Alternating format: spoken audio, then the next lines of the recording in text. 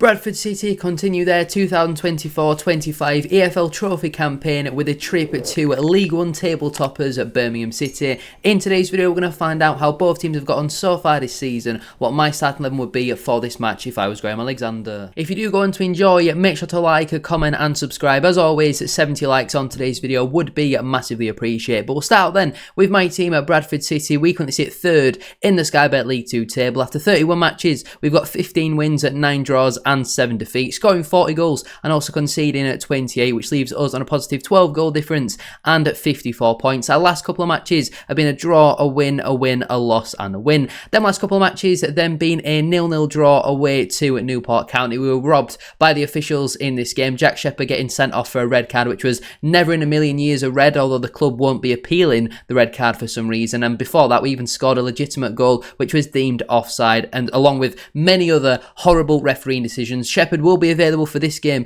but will be suspended for Saturday's clash against MK Dons. We also had a 1-0 win at home to Accrington Stanley. Alex Patterson scoring an absolute worldie from about 30-35 yards out, something like that. Absolutely incredible strike from our number 16. He scored a fair few decent goals so far this season like that, and that was one of the better ones, to be fair. An absolute screamer, and it just got the job done for us. We also had a 1-0 win at home to Harrogate Town, a team that we have traditionally struggled against over the last couple of seasons, but Anthony Sarswick scoring inside the first 90 seconds of the game was enough to pick up all 3 points for Bradford City and maintain our excellent home form. We also had a 1-0 win away at Rotherham in the Football League Trophy quarter-final. We should have had 3 penalties in this game. We eventually got one after 2 completely obvious penalties were denied by the referee. Smold converted excellently, and we went away to a very well-established League One side in Rotherham and comfortably deserved to win in that game, despite all the players that obviously cup-tied for the EFL Trophy, all the players that are unavailable. We've got about 12 defenders to choose from, but then only like 4 attackers, which obviously isn't ideal. And we also had a frustrating 1-0 defeat away at AFC Wimbledon. This is the only goal that we have conceded in our last 8 matches, I think, and it was just a really disappointing one. Cross came into the box and Callum Johnson and Aidan Baldwin had a bit of a mix-up, and they had, unfortunately for our sake, had a free header at the back post, but it was quite an even game. That's one that certainly could have gone either way. Compared though to Birmingham City, obviously they sit top of the League One table. With the money they spent in the summer, I think anything other than winning the title this season with over 100 points would be a little bit of a failure, if we are honest. But there's been a lot of big teams that have come down into League One and struggled for a couple of seasons over the last couple of years, the likes of Sunderland, Derby, Portsmouth, just to name a few. But Birmingham are currently top of the table. After 29 matches, they've won 21, drawn 6 and lost 2. They've scored 51 goals and only conceded the 19. It leaves them on a positive 32 goal difference and at 69 points. Their last couple of matches then have been a win, and a draw. Them last couple of matches then have been a 1-0 win at home to Charlton. It seemed like quite an even game, but when you've got a striker that you spent 15-20 million pounds on in the summer, able to score goals, then obviously that is going to be the deciding factor between the two sides. You would probably say Birmingham slightly edged it, and a 1-0 win based on the stats is probably what they did deserve. They've not really been big scorers so far this season, Birmingham, but their defensive record obviously does speak for itself. And I've just said they're not being big scorers, and their match before that was a 4-0 win at home to Cambridge. But I mean, look at the stats. This was total domination in this game. If it finished 7 or 8-0, I don't think anyone is really complaining. Cambridge didn't even lay a glove on them. They barely even got in the ring with Birmingham. They absolutely battered them from minute 1 to 90. I feel like this game is either going to be like this, where Birmingham's completely tear us apart, or Alexander's tricky chickens are going to pick up a 1-0 victory. They also had a 3-2 defeat at home to Newcastle United. Now, I didn't watch this game, but I saw the goal from, I believe it was Awata, in the 40th minute. An absolutely brilliant strike. And to go toe-to-toe with a very, very strong Newcastle squad, you've got to give him a lot of credit for that. Yes, there was no Alexander Isak, there was no Anthony Gordon in the starting 11, but that is still a very, very strong side that a lot of teams in the bottom half of the Premier League would like a lot of these players in there. And Birmingham, yes, they went full strength, it looks like, but they put up a real good fight in this game, so credit to them. They also had a 1-0 win away to Stevenage in the EFL Trophy quarter-final. That is the reason why they are in this fixture. This one was a much more convincing 1-0 win. Again, Jay Stansfield on the score sheet, as you would expect, but total domination really in this game. Stevenage had the odd chance, especially in that first half, but Birmingham, you can see the statistics. As I would expect this game to be something similar like this, where it's tight, very scrappy. Maybe either side might nick it, but as long as they don't score inside the first 15 minutes, we've got a decent opportunity, I feel like. They also had a 2-1 win at home to Birmingham. Again, Jay Stansfield on the score sheet 2 more times in this one. Rotherham actually took the lead just before half-time, but again, that second half, and really on the game as a whole, it was total domination from Birmingham, and they managed to get the job done. I would say that this is a free hit for Bradford City, but we're in a semi-final, and we all know about our previous cup histories. Now, I'm not going to compare it to the last time we were in Birmingham for a semi-final when we turned Aston Villa over 2 legs in the League Cup, which is obviously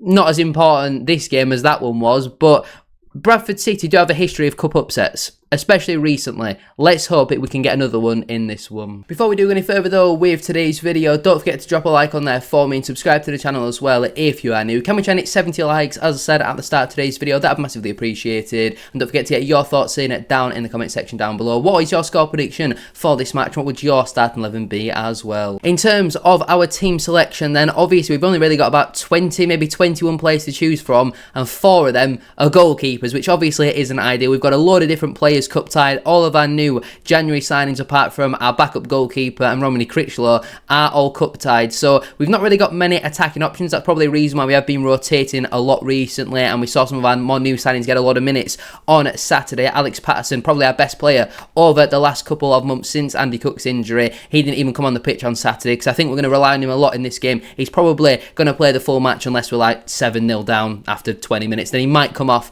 after that. But I would stick with the 3-4-2-1 formation. I feel like we've just got to go with what we know best. There's no point trying to go and play a 5-4-1 and just defend, because Birmingham, they've got the firepower. I feel like Birmingham's one of them teams where you've got to try and go toe-to-toe. If you don't go toe-to-toe and you just sit back and invite pressure, they're going to eventually score. They've got a very, very good squad. So if we try and go toe-to-toe, try and play our high pressing, yes, at times they might play it round us and we'll look a little bit silly, but at least we've given it a go. That's what I want to see us go and play like. But in goal, I would go with Sam Walker. Now, with Joe Hilton obviously being available for this competition, it makes you think, well, that's surely his best opportunity of getting minutes, but we don't know how good he is, or certainly I don't know. I've never seen him play, so I'd like to go with the tried and tested at Sam Walker. Only conceded 1 goal in his last 8 matches, so I've certainly got my confidence back in Sam Walker once again, but I think a lot of that credit does also have to go to the defence, but I'd certainly stick with Sam Walker in goal for this one. In terms of my back 3 then, at right centre back, I would go with Aidan Baldwin. Now, I think on Saturday it was one of his best performances in a Bradford City shirt. I thought defensively was pretty solid. Some of the passes he was playing as well, the one early in the second half to Michael Mellon, which he nearly scored from, was absolutely top class. So I'd stick with Baldwin in the team for this one. He's obviously been a big part of our defence, which recently has kept a lot of clean sheets. In the middle, I'd go with Paul Huntington. I feel like his experience is going to be very important in a game like this. He's not necessarily going to be in physical battles with Alfie May or Jay Stansfield, but he's got that experience which we are going to need, so I'd definitely keep him in the side. And at left centre back, I would go with Jack Shepherd. Obviously suspended to play on Saturday, so I'd give him the full 90 minutes in this game regardless, because recently he's been absolutely excellent. He's turned, since the new year, proved to be one of the best centre-halves in League 2, and obviously next season, if he's playing in League 1 regularly with Barnsley, then this I think will be a really, really good test for him. And if he has to 1v1 defend against any of the Birmingham players, yes, sometimes they are going to get past him, but I back him to actually put a challenge in quite a lot of times, because I think he's absolutely excellent for League 2 level. Again, I know we're playing what is practically a very good Championship squad. In terms of my midfield 4 then, at right wing back, I would go with Brad Halliday. I was surprised to see him get the start on Saturday, because he has played a lot of football recently. We've got Callum Johnson as an option, but Halliday, I think since Christmas really, has really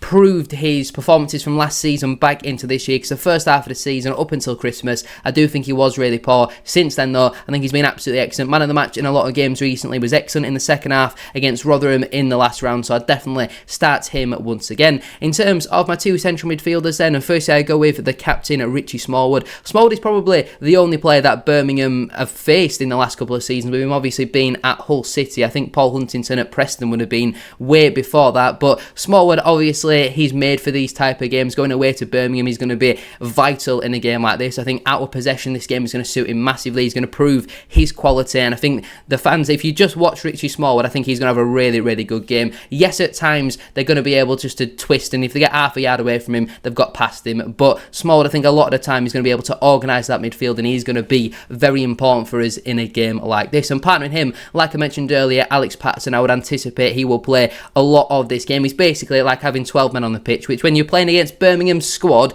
we're massively going to need his legs and energy. I was disappointed not to see him maybe get 20 minutes off of the bench on Saturday, but Alex Patterson has that proven quality, can get a goal from nowhere, and I hope he doesn't play too well, because there's going to be a lot of eyes on him in this one for League One and Championship clubs, so I hope he doesn't play too well and then he gets sold in the summer, but let's hope he plays well enough to win us the game, and then we'll sub him off after an hour when we're 3-0 up. That would be ideal, wouldn't it? As my left wing back, I would go with Tyreek Wright. Obviously, he wasn't included in the matchday squad on Saturday, again just to rest him for this one, with Lewis Richards deciding not to have surgery on his shoulder injury. There is now 3 players competing for that left wing back spot. Richards should be back in a couple of weeks. Adaramola, I don't think did too bad on Saturday, but obviously he is cup tied for this game, so I'd stick with Tyreek Wright. I think since he's come back into the side though, he has looked pretty solid away at Rotherham in the previous round. I thought he had a really good game as well. I think defensively he probably will get caught out a couple of times in this one, as we have seen him do, get caught out by the better League 2 side, so when you're playing against probably the best side League One has ever seen, I do think he could struggle at times defensively, but going forward he might be able to use that pace to catch them on the counter.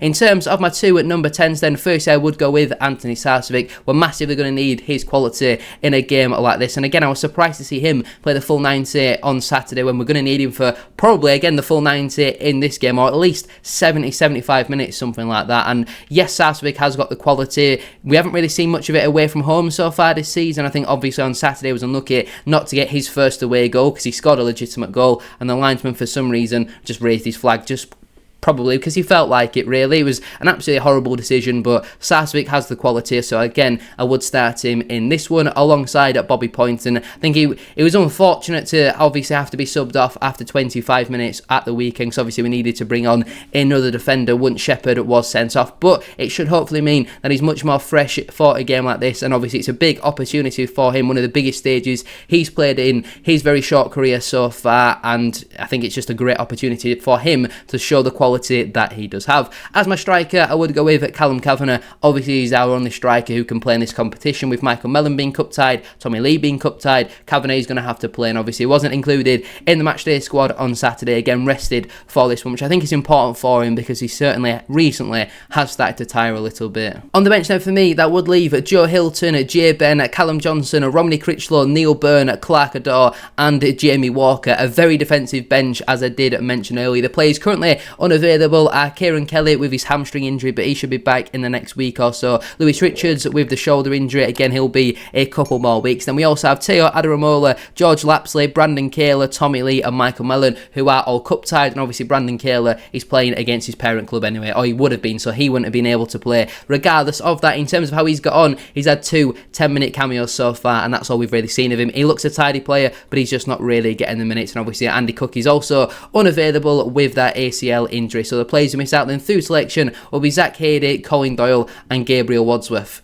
We've barely got 18 players to choose from for this game. Probably the toughest game we've had in a number of years. But anyway, I'm going to leave it there then for today's video. If you have enjoyed, don't forget to drop a like on there for me and subscribe to the channel as well if you are new. Can we try and hit 70 likes? That would be massively appreciated. And don't forget to get your thoughts down in the comment section down below. What is your score prediction and starting 11 for this match? I'm going to go with 3-0 Birmingham. I think that's going to have far too much quality for us, but I think they've sold out their allocation. We're very close to selling out ours, so make sure to get your ticket if you haven't already. Nearly 3,000 Bradford fans travelling down to Birmingham on a Tuesday night in the Football League Trophy. Absolutely excellent support from both clubs. Obviously you'd probably say the biggest club in both divisions respectively, obviously us in League 2, Birmingham in League 1, so it should be a really good advert for EFL football. I just hope we don't concede inside the first 10 minutes and the game goes flat and boring. Let's hope we can go there, put on a show and maybe cause an upset.